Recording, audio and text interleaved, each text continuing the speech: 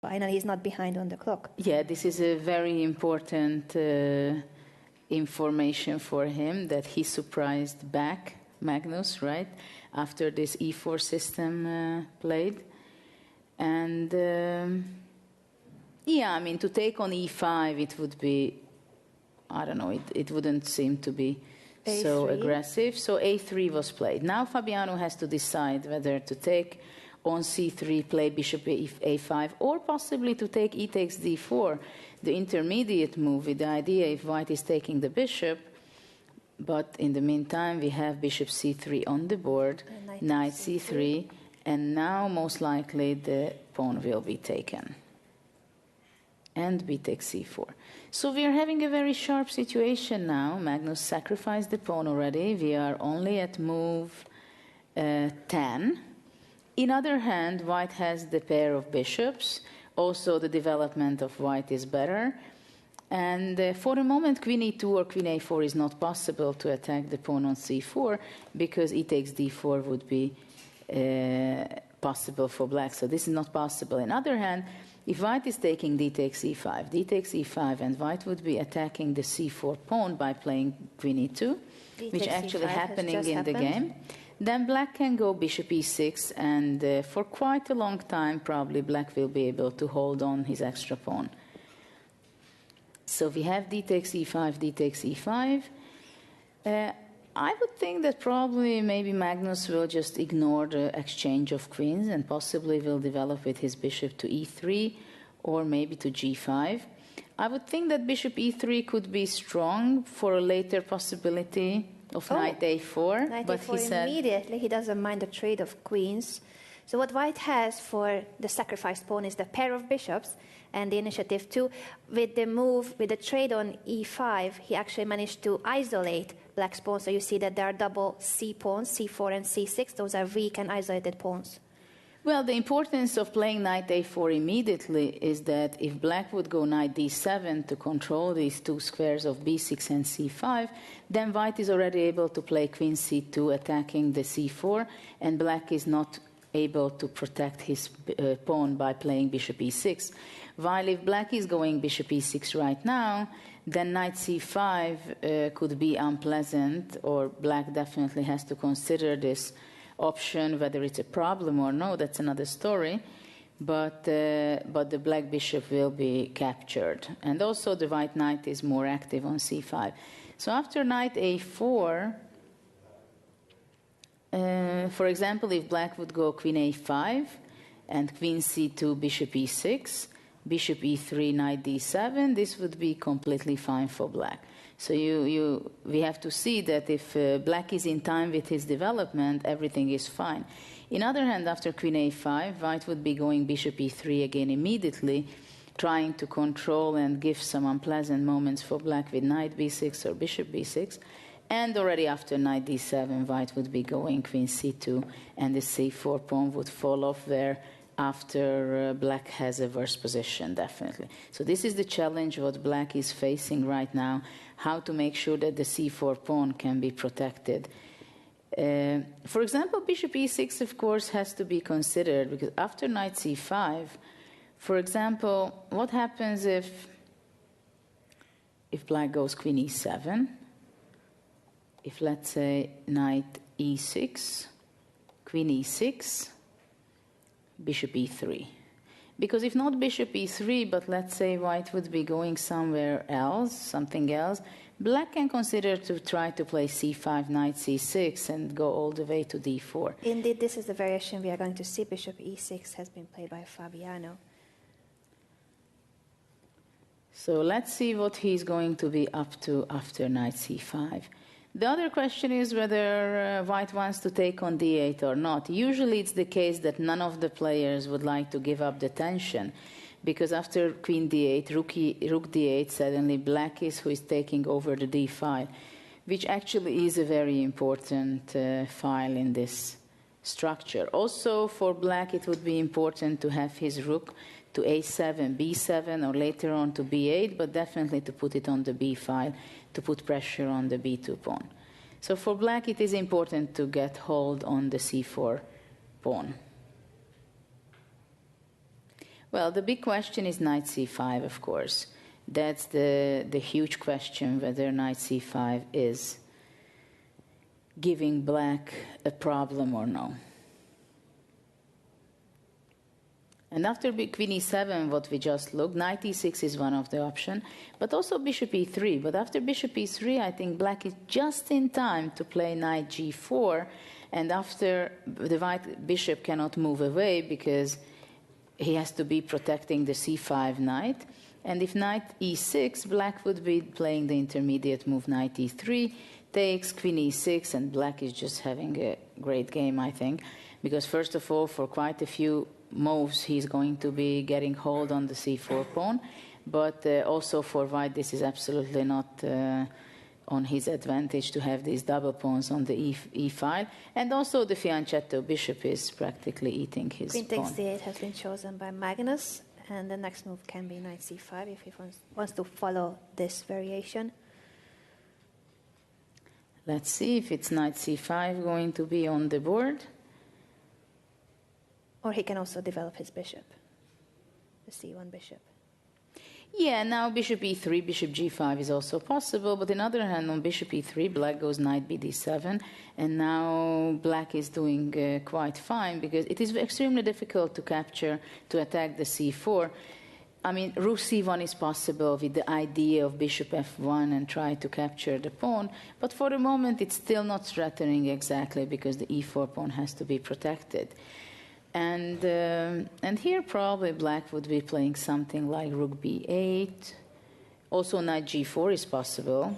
It's always a possibility for black, and white not necessarily has a good square for his bishop. Because, for example, if white goes bishop b2, then, well, even I can consider knight c5. Bishop e3. But let's see what we have. Bishop e3 we have on the board. So now, actually, the threat is if, let's say, just black would make a random move h6, then white would be going knight b6, rook a7, and he would be able to jump to c4 to take back the pawn, because the rook on a7 is hanging. So this black obviously cannot do, but knight d7 was played, which is actually, there was no need to think about it, right? After bishop e3, knight d7, it is... I mean, these two knights are playing against each other, the a4 and d7.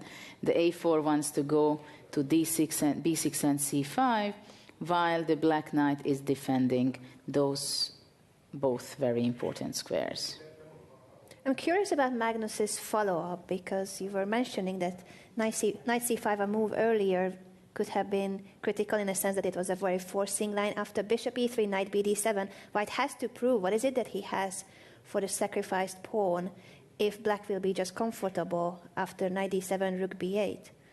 Well, he may play f3, which we just have on the board, exactly for the reason that just knight g4, black can forget about it to attack, which later on it can be also useful for the king that can come towards the center.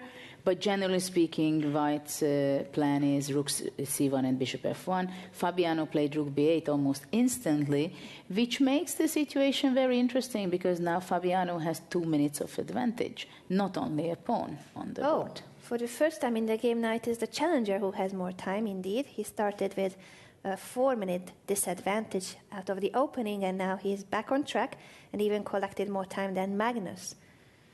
Well, actually, I think Fabiano made it right. He can be absolutely very happy getting out of the opening this way. He has a pawn up, which is, of course, not necessarily a full pawn in a sense that you have a great advantage. But I would take the black pieces, because I would be very confident in my e6 bishop, which is very actively defending the c4. Also, the black rook having it on b8 is fantastic, because for the moment the a4 knight is definitely tied to that pawn. So what happens if, let's say, white goes rook c1? But actually chose the other rook to go to c1. Yes, which actually I can completely understand, because later on maybe he wants to go rook f2, defending the b2 pawn and make a space for his bishop on f1. Yeah, now the question is how black can improve his position. Rook b3, very logical. Very logical, very energetic, attacking the bishop on e3, but also not only e3. I mean, for black it's also important to have the d3 square, because it can be a very painful target for white if black could bring, let's say, a knight there one day. I mean, that would be extremely annoying for white. And let's see how white is reacting on rook b3, whether he plays rook e1, or is he going to play king f2, which seems to me something is fishy here. I think king f2 not necessarily the right approach. Something looks not right for me with white if he goes king f2, but maybe it's possible, because after that his plan would be to play rook d1 and bishop f1, and if he can make that and reach that position, then of course it can be white really having a good position. So after king f2, Magnus has really sunk into deep thought in this moment. It's already a 4-minute time advantage almost for Fabiano Caruana, and he plays rook to e1, rook f to e1. Yes, of course, he wants to make sure that he's ready with his bishop to go to f1, because he wants to get this back as soon as possible. Well, there is a crazy idea I have, which is, I believe, is not good at all, but I share it with you. That Please share. Any crazy ideas always, Judith. Yeah, black can go crazy sometimes to play knight d5. Actually, I had the game against Karpov in a middle game where I played something similar to this. It was different. I just want to show that it can be sometimes an alternative for black, and suddenly straightening out the pawn of the double pawn from c4. And if, let's say, black would be on move and could be playing d4, maybe it would be even good. But I think now knight c5 would be possible to play. Though even after this rook e3, knight c5 would be the move. And actually black is doing very fine. So this is a move sometimes you can consider such a move in order to save your pawns and to have the pawn phalanx, as it's called in chess, because it is very nice to have 3 pawns in the center like this, which actually black would have quite a good compensation probably, because d4 is not stoppable, I think. It might be a bit too risky for a World Championship playoff. Yeah, on the other hand, you have to have quite a lot of self-confidence for that.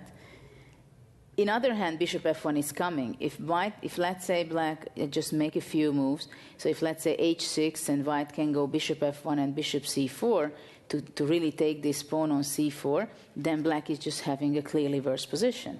That is true. So time is important, and of course knight d5 would be a huge decision to make this move, and a risky decision as well. But it has a point behind it. What else would you suggest for black? Well, let's say if black goes rook db8 to put more pressure on the b file, with the idea that after bishop f1, let's say black gives back the pawn with c3. With the idea that if, let's say, rook takes c3, if knight would be taking on c3, that's why I played rook db8 in the previous move, so to be able to grab the pawn on b2. On the other hand, white would be taking the pawn on a6, and then rook b3 with the double attack. Black would be probably fine, but white would have to go knight b1 to protect his pawn on a3, which is not a very tempting move, I must say. So this is a way of having the game continue after rook c1. What else does black have?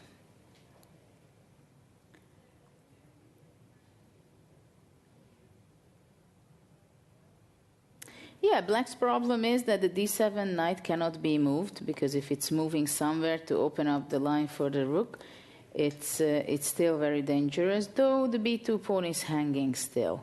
So this could be a possibility. The question is whether does it make such a big sense to move away with the rook, with the knight to f8, because after bishop f1, still it's not clear how black will continue. But actually, this knight d5 plan, I think it is very interesting. Maybe black should go rook d b8, and only after bishop f1 to go knight d5. Knight What to we see, e8 is the move of Fabiano after a couple of minutes of thinking. Well, I think the idea is to bring the knight to d6 and actually to defend the c4 pawn if and when it's needed. Bishop f1 by Magnus Carlsen. Without hesitation. And knight d6 defending the pawn. Knight d6.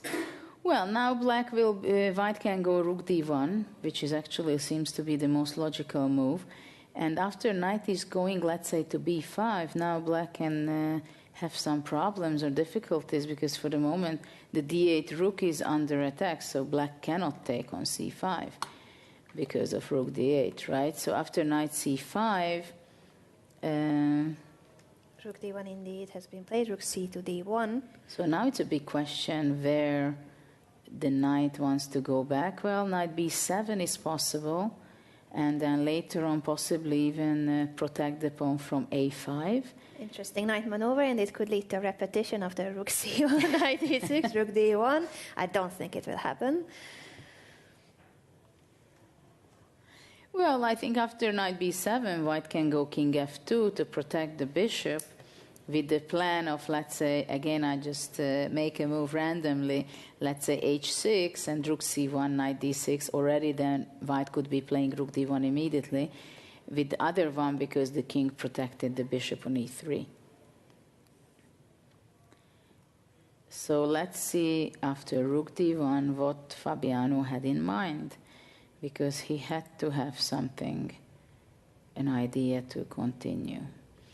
In other hand, let's say knight b5, and if knight c5, black can take on b2.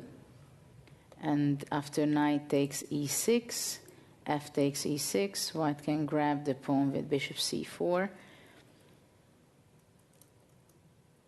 Actually, white can grab a piece with bishop g5. Because if the rook is moving away, then the knight is hanging. And for the moment it's a pin, so black cannot make knight f6 because the rook is under attack. So this could be extremely difficult for the moment. In other hand, after knight b5, knight c5, rook b3 is also not good enough, because knight could come to d4 for black, which is extremely active knight.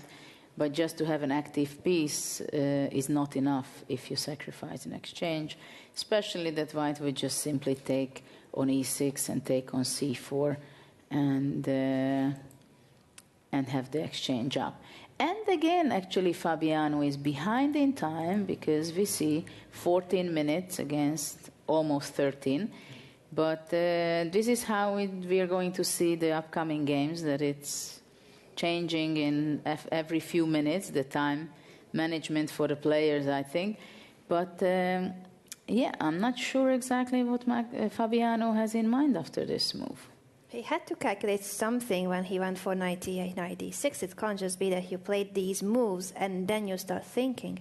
Or maybe he missed something in his calculation, and that's why he's taking more time now. Well, I don't really see simply other move than knight b7. And...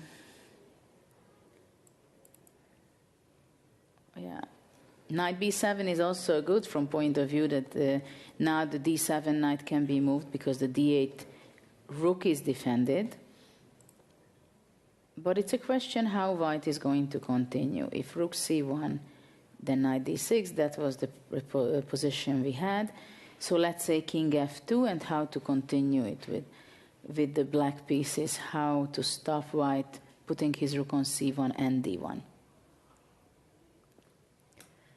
Well, Fabiano is using a lot of time here, and that's not a good sign, because this is a rapid game. You see that he's approaching 11 minutes left for the entire game. They have a 10-second increment with each and every move, but that's not much.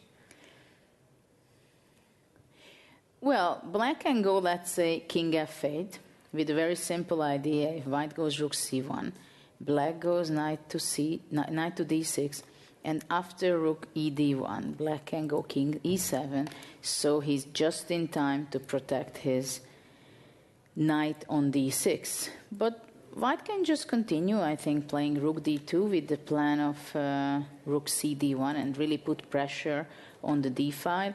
And what can be very difficult for black is really that he cannot move away with his knight from d7, because then knight c5 or bishop c5 could be deadly.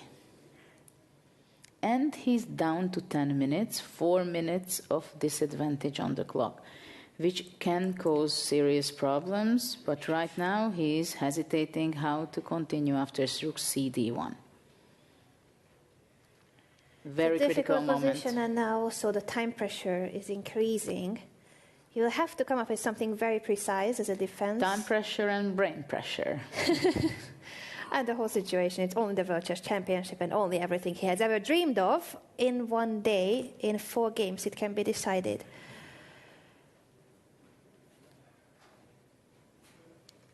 Seems to be a very difficult moment for Fabiano. And he's getting nervous, I think. He's getting nervous, having almost 5 minutes down on his clock. He's under 10 minutes. And he's having trouble how to shuffle his knights that they feel good on the board.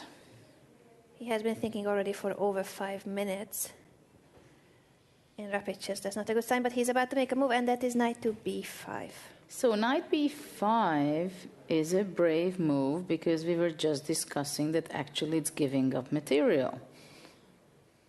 Knight c5, rook takes b2, knight takes e6, f takes e6, and what does he want to play on bishop g5?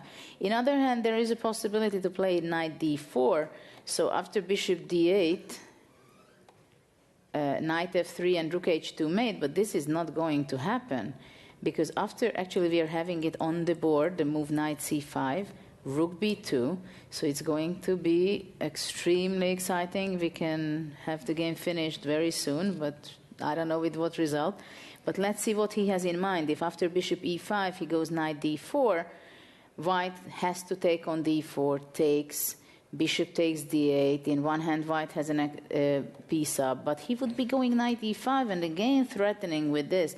And black has incredible pawn storm over here. E4, d4 and c4, so white has to be moving something with the bishop, e2 or g2, but after that black would be extremely fast by playing d3 and c3, and suddenly we would see something what white would not be happy at all on this. So probably this is the plan of Fabiano, because after rook b2, now of course Magnus can think quite a few minutes on his decision. In other hand, after knight e6, f e6, which we are just having on the board, if white is not going bishop g5, but he's simply going to be capturing his pawn of black playing bishop c4, we can easily have a situation where, for example, king e7, let's say I just show because I see a very funny option to have the draw number 13. Bishop takes c4 has just been played. And if bishop d4 takes, rook takes d4, black would be playing sneak away with the problems by sacrificing a rook and having a draw by playing knight f3 and knight h2. Because white cannot get out of the perpetual check, because actually he would be getting mated on h2.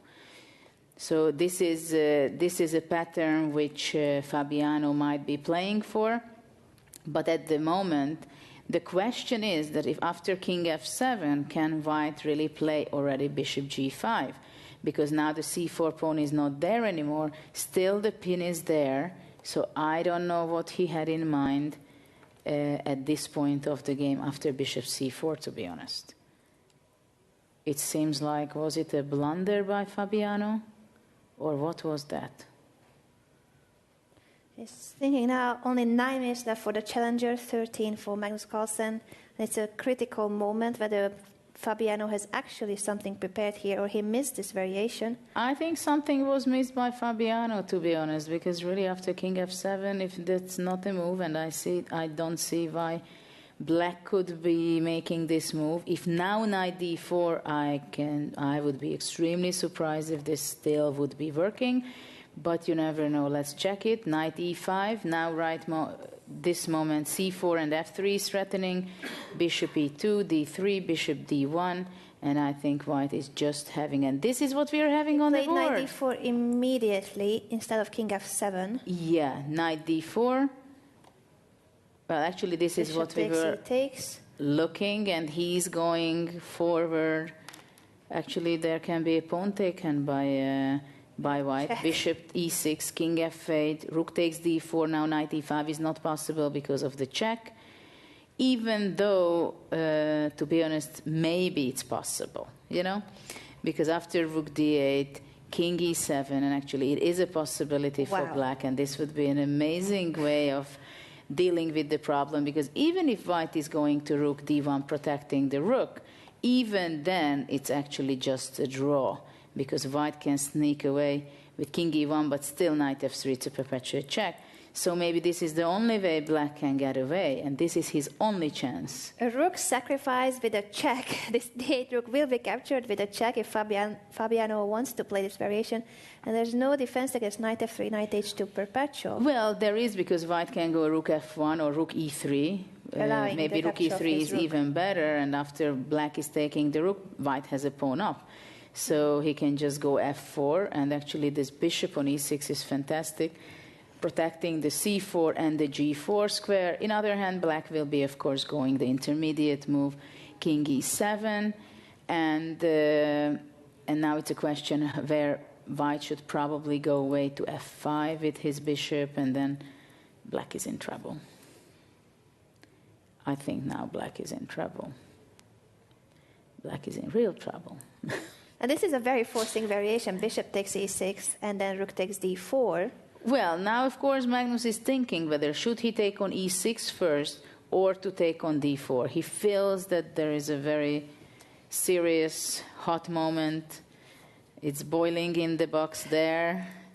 At this point, I think he knows that he has a chance, but he has to find a good one. So after rook d4, let's say, black cannot go knight e5. Black would be going king f7. And actually, if white would think to play f4 just to control of the e5 square, even after that, black would be playing knight e5. And still, black is not taking a pawn, but still can reach the f3 square and making a draw. So for white, it's not so easy how he can do, or what he can do against the move knight e5 and this pattern of possibly making a perpetual check. Is it the case that then bishop takes e6 is more precise, or you think rook takes d4 is the right move order? Well, actually it becomes extremely concrete, because bishop e6, king f8, rook d4, knight e5, I think is practically the only move. Otherwise, black is just having a pawn down. So here, this is the question whether, but it's very, very, very close for white having a huge advantage. This is the question after king e7, bishop moves away somewhere, whether what kind of counter chances black has. Because if, for example, white is moving to b3, then black is going to go knight g4, and he will be able to grab the pawn back. And of course, the white king is not very nicely placed, because especially when there is a black rook standing on the second rank and it's all open, it is not nice to be on the white side. So this is the line what Magnus can be thinking of right now.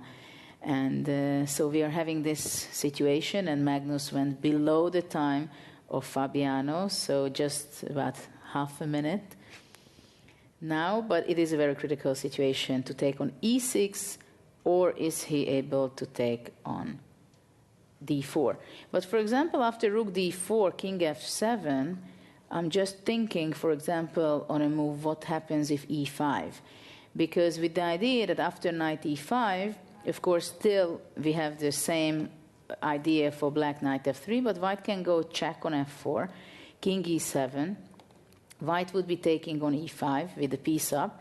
But again, having the rook on the second rank and your king on g1, it can lead to a lot of dangerous moments. White can go bishop f1, But still black can go rook b1, winning the bishop. But I think still white would have probably the initiative. Rook f1, king g2, black can go check, king f3. But black is not able to defend against rook e6. And possibly later taking on c6 or go to e7 and start eating up the pawns on the king side of black. So I have the feeling that white is really having the upper hand. He has possibly a huge advantage, but there are a lot of tactics and white has to be extremely sharp. And as we see, Magnus is under 8 minutes for a moment, and his brain has to work extremely well and sharp in calculation. He knows that it's a critical moment. That's why he's investing so much time in calculating which move order is more precise. Bishop takes e6 or rook takes d4. He knows that he has an advantage. He knows that this can be winning if he gets it right. But he has been thinking already for over 5 minutes, and he's really running low on the clock. 7.5 minutes left. And it's a rapid game. There's no extra time after move 40. Yeah, and in such a position, of course, you have the feeling that it should work, right? And then whenever you start calculating these lines which we just covered, it's like, this is not working, this is not enough, that's not enough, let's start it again. And then you go back and forth continuously, and then when you think like 5 minutes, 6 minutes in a rapid game, going down to 7 minutes already, it's like in a classical game thinking 20 minutes or something. So you have to make a move, you know that your time is ticking, but it's a very important moment of the game. Below 7 minutes at the moment, that's not so convincing, but if he's calculating the entire variation, and then he will play the next couple of moves very quickly. That's what normally happens when the player decides which one to go for, and he will blitz out the rest of the moves from the variation. Well, this is really going serious for Magnus, because he's thinking quite a lot of time. Shortly, he's going to go down to 6 minutes. And we still didn't discover how he's winning. Probably the best he can do is to get that rook endgame, what we just looked. But I'm really curious what will be his decision, rook d4 or bishop e6. Or a third move that we haven't discovered yet. Actually, there's no real... There's no third option, you can't leave... You simply cannot leave black having the d4 pawn in this position. Of course, black will defend it with c5. You have a moment to be taking it, or it's going to be very strong passed pawn for black. c5, knight e5 are all possible moves, so white will have to take both pawns. The question is which move order. There's 5.5 minutes left for Magnus Carlsen. He has to make a move. Yeah, when you play a shorter time control, this is what can happen, that you're not under control of everything. You don't necessarily have the time to calculate everything. I mean, you have to have your common sense, your intuition, having a good day, that your brain is really clear and not bothered with anything. And you can see now that Fabiano is also moving body language, right? Hands on his face, changing the position, changing the body language. It is a very, very, very stressful situation right now, and it's a very unusual case that we see someone thinking so long. I don't know, by 6, 7, 8 minutes maybe. It's already 7.5 minutes that Magnus Carlsen has used for this moment. Still no move, 4.5 minutes left. Bishop takes e6 or rook takes d4, but he has to make up his mind.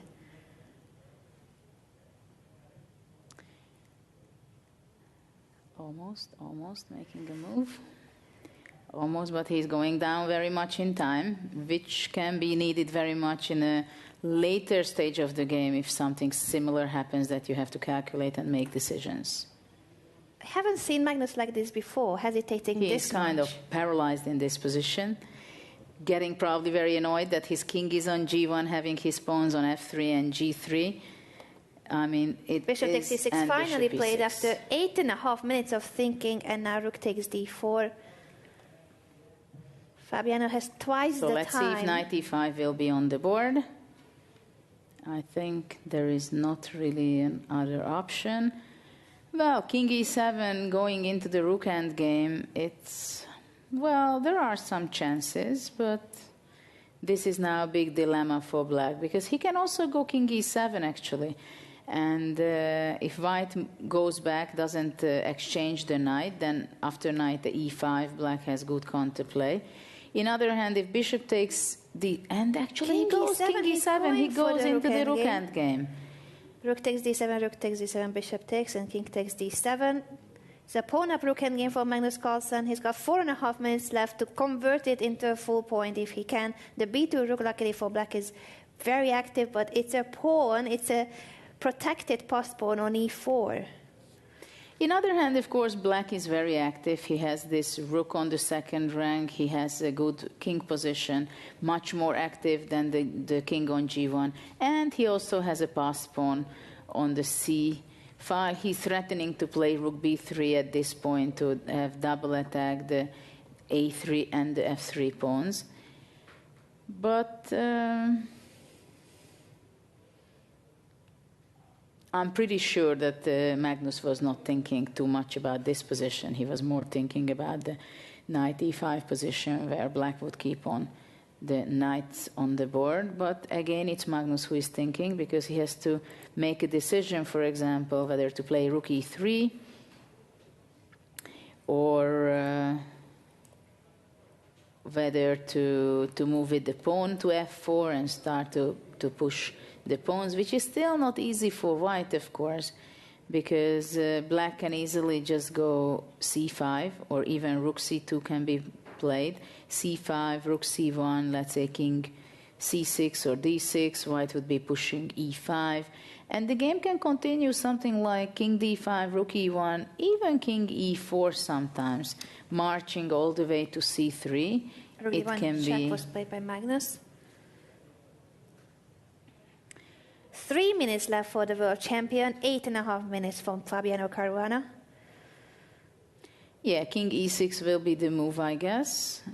In other hand, I have the feeling that after king e6, white wants to go f4, and in the next move to play e5 and have his rook on d6.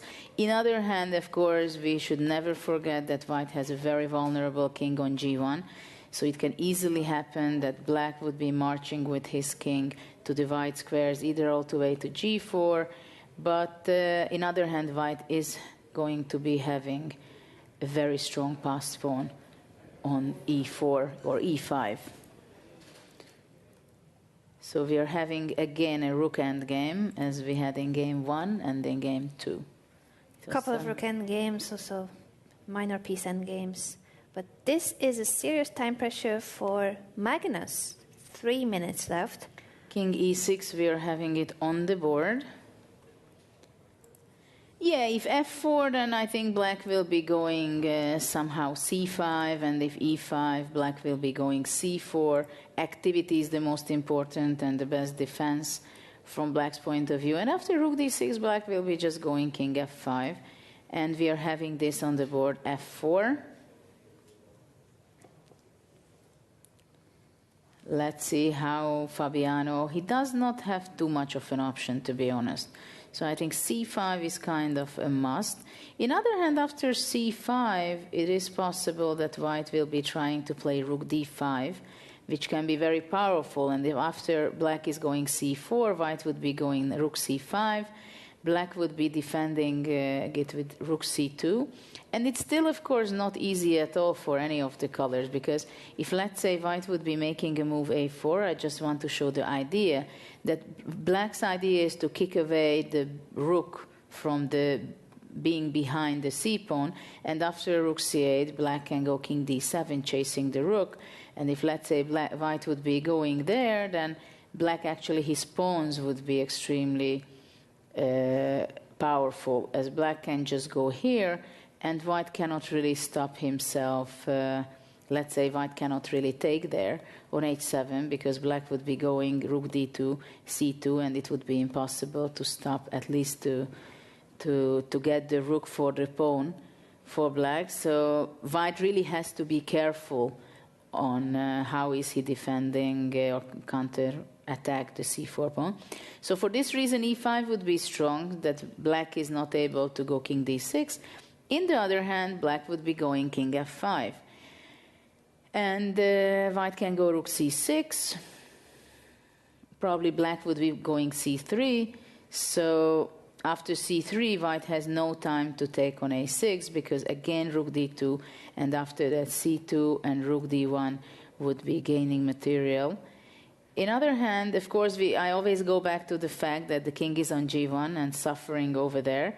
And it's even not so easy to get out because, for example, if white wants to go all the way to f1, e1, d1, trying to attack the rook on c2, then black will be going to play king e4, and actually even white can be in danger because after e6, white would be actually getting a mate. After king f3, because even after king e1, it would be a mate because the c3 pawn is covering the d2 square. So white also has to be extremely careful with his king position. Of course, if the king would be from g1, with a miracle in one move, he could go to e3, then the position would be most likely a win for white.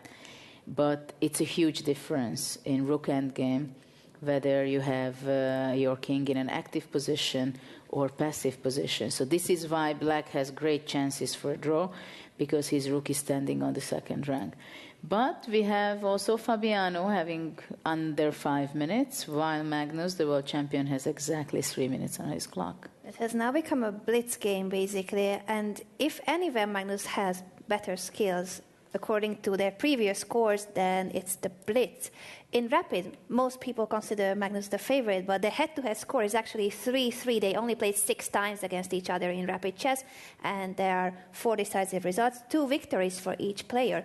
In blitz, the score is in favor of Magnus, and he is the world blitz champion. So, and I think he's also a very passionate blitz player. Yes, he simply loves playing online chess as the well. shorter the time control, the happier he is to play, I guess. So we have reached an interesting version of blitz where there's a 10-second increment. If we will see blitz mini-matches there, the time control is 5 minutes plus 3-second increment. This is somewhat longer, but still a lot of time pressure. And it shouldn't really favor Fabiano if he goes this much down on the clock too. 4 minutes left for Fabiano, 3 for Magnus, still no move. Well, what he's thinking, yeah, it's C5. either c5 or to play rook e2, and c5 is on the board. Now Magnus has to make a decision whether rook d5 he considers the best, or possibly immediately e5. In other hand, after e5, the f5 square is weakened. And it's also possible that g4, I would be thinking. But of course, D5. he takes the safe way, and he plays rook d5. Rook d5. And C2, rook c2. defending the pawn. Interesting that he defended the pawn immediately, because actually after c4, white would be almost forced to play now rook c5 or in the next move, because if white is just playing a move g4, he would be actually losing to c3 and c2 later. So actually c4 was more forcing, I believe, but I completely understand also that for the moment he wanted to play rook c2. For a moment, white is not able to play e5 because now the rook would be hanging on d5. In other hand, white can go f5 with the idea if king f6, he would be going rook d6, king e5, let's say rook e6, where black king would be extremely active by playing king d4. And again, we have a tricky position that after e5, black can go actually king e4 and immediately make a draw, because the pawn on f5 is hanging, but at the same time, if let's say white is moving f6, it would be just a draw, because after king f3, the threat is rook c1, and if white going to h4, then the simplest way of saving the game for black is to play check, check, king h3. Juliet, I will need to interrupt you because Magnus is down to a minute and a half. He has played h4, but he has been hesitating. He was reaching for a move, then he pulled his arm back, and he is down to a minute and a half. So let's see rook c2, h4. Well, in just the line which I showed, it can be extremely useful to have the pawn on h4. It can just make the whole game different, because it is very important for him to have the space for his king. on h2 when the black king will be reaching the square f3, and it can be just decisive game by one tempo instead of a perpetual check win for white. So that's why h4 actually is a promising move for white. I believe that black will have to go c4 in any case. This is what I'm thinking. Has but just been played by Fabiano. In other hand, not playing c4, and if he plays c4 now, then maybe f5, and after king f6, white is thinking about playing g4, where indeed, probably, F5 check. so let's see, we just have it on the board, c4, f5, king f6 will be no question a must. He cannot go down to the 7th rank, I think. Well, he can. Everything is possible, of course. So king e7 is also possibility. On the other hand, after king f6, white, if he goes g4, it can be actually very, very dangerous for black suddenly, because it's not only g5 is threatening, and if it's stopped by h6, then e5, and suddenly the black king is pushed back very much, which does not mean that white is winning, but it's getting more and more difficult for black. So this is actually h4 was a very sharp, good move, I think. King So f6. still king f6, g4 is on the board in a second. And rook c5, And, not g4. Not really understandable for me, but on the other hand, what do I dare to say anything when he has 1 minute and 45 seconds? And of course, there is a lot at stake right there.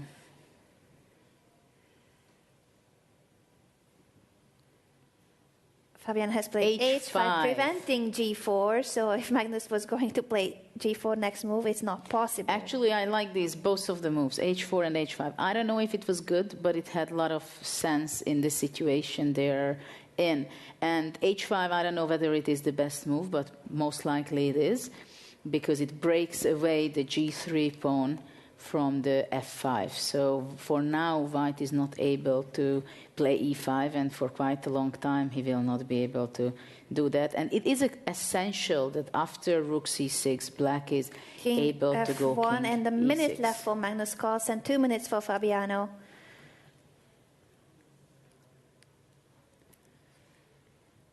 Well, in other hand, it is extremely difficult for black, I think, because if he goes c3, then king e1 is coming, and actually black is even, we can say he's in zugzwang a little bit, because if the king moves, then white has the opportunity to play e5. And I see Fabiano is extremely nervous. He's also running down under 2 minutes. And the plan is just for white to go king e1, king d1, and if after black gives a check, then king c1, and rook d3, let's say, king c2, rook g3, which actually something like this can happen in a game, and then black tries to grab pawns as well on the 4th rank. So this is something we're going to see, a chase Rook c3. here and there, and black is not playing c3 but playing rook c3, attacking both of the pawns, king g2, defending the pawn. Both players have a minute and a half left for the rest of the game. 10-second increment with each and every move, but that's not much. Let's just remind everyone that this is the World Chess Championship being decided now in 4 rapid games. This is game 1. And what a rook endgame. I have the feeling that black could make a mistake in the previous move. Rook c3. By playing rook c3, because white made a huge progress by having his king on the 2nd rank, and it's not that black can just go back to c2 and then white will be going back. No way. White will be going to f3, and his plan is to play king e3. Rook takes a3, so Fabiano gives up his c4 pawn for the a pawn. Well, he has nothing better than that. He has to have the king coming now to the center. It's definitely the best chance, no question about it.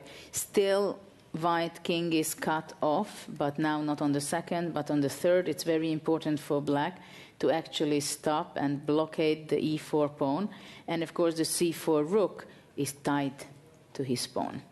Rook c7, giving up the e4 pawn for the g7 pawn, but now also the f5 pawn is hanging, and then rook g5 picking up the h5 pawn. Lots of pawns can disappear in the next few moves. In other hand, after rook g7, black will not even take on g3. Rook e7 check e7 first. check. Yes, it's to make the black king understandable. less active. It was very well placed on e4.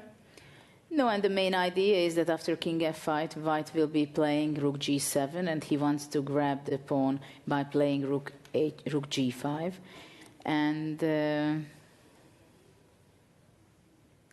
Fabiano is down to 50 seconds. well, I don't think he has any other move than king f5, so it is kind of strange that he's hesitating.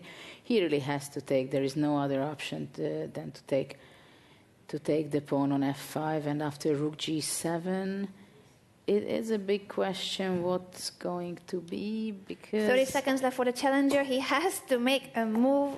Why was he calculating so much? King takes f5, rook takes g7. And I think he's just going to go a5, or the other option is to play rook a2 first. But I think he just has to push his pawn. Rook g5 is the threat of white, picking up the h5 pawn and having connected pass pawns on the king side. Black's only pass pawn will be this a6 pawn that he has to start pushing. 16 seconds left for the challenger. 10 and king f6. Rook g5. 1.5 minutes for Magnus Carlsen. Now 25 seconds for Fabiano. a5, rook h5.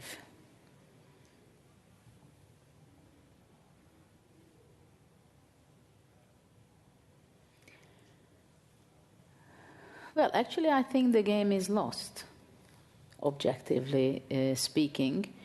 And after a4, rook a5 will be the move.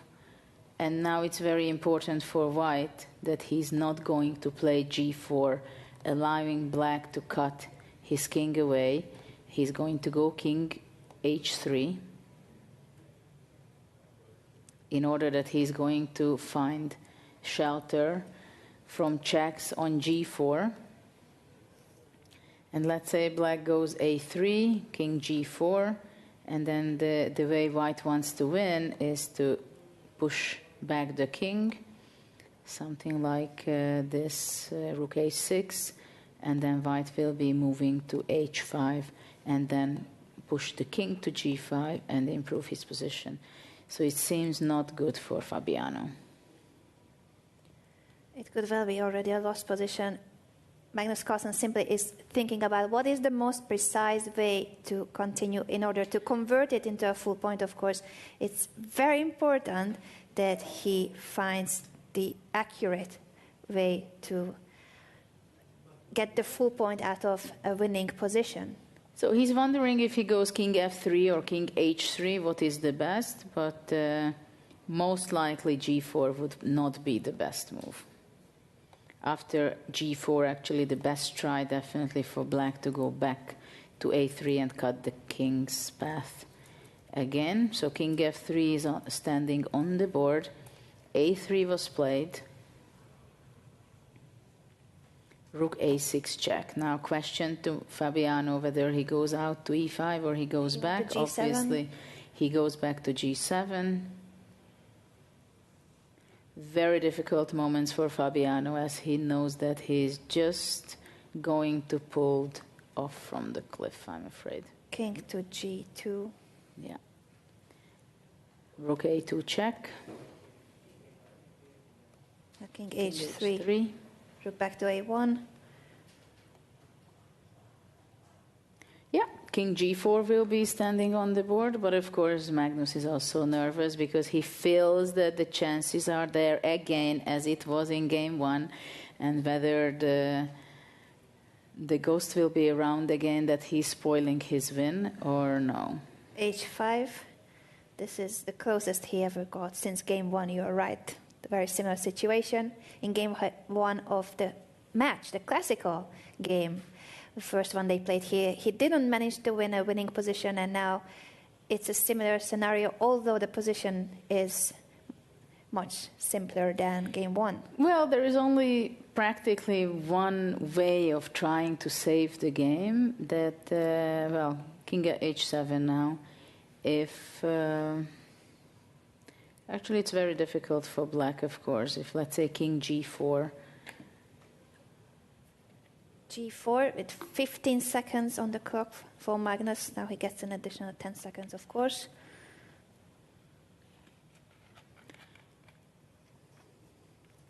Well, actually, this position is almost impossible to hold, even if you have an opportunity to save the game. Oops.